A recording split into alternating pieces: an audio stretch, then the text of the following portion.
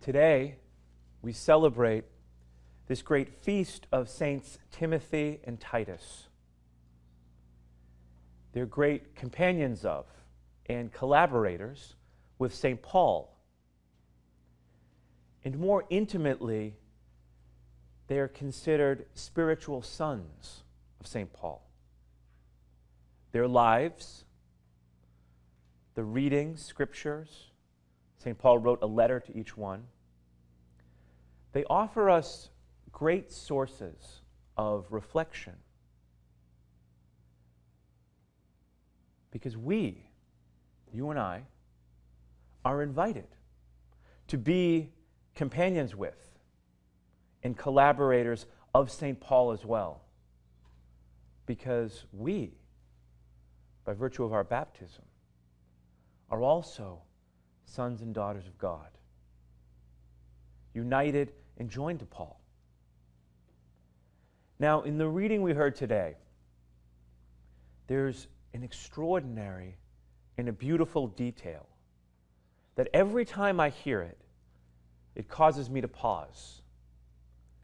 And I invite you as well to pause on hearing it. But in a moment, faith,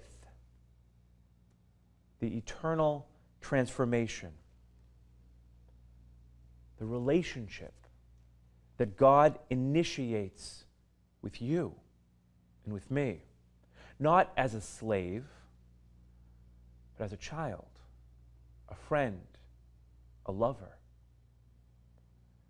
Faith is a gift.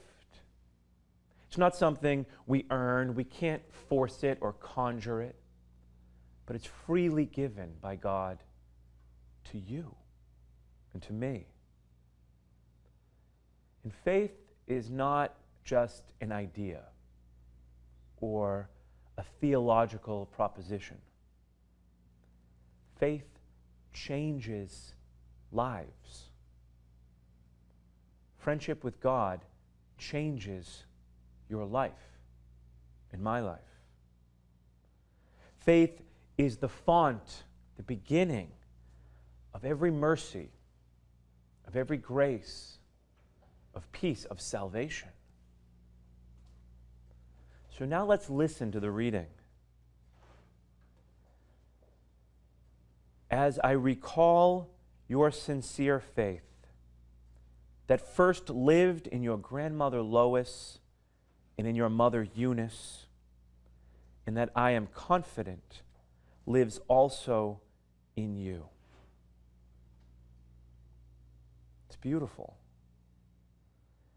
In it we discover that all of us, that you, regardless of age, of ability, of strength, of health, that we are invited to cooperate, to participate in God's life, to be witnesses in the world. We know that grace builds on nature. And you remember from the Gospel on Wednesday, the parable of the sower, and how we all want and desire to have rich soil. We discover from the example of the grandmother Lois and the mother Eunice that your witness cultivates the soil, that your prayer, your sacrifice, your suffering, your love,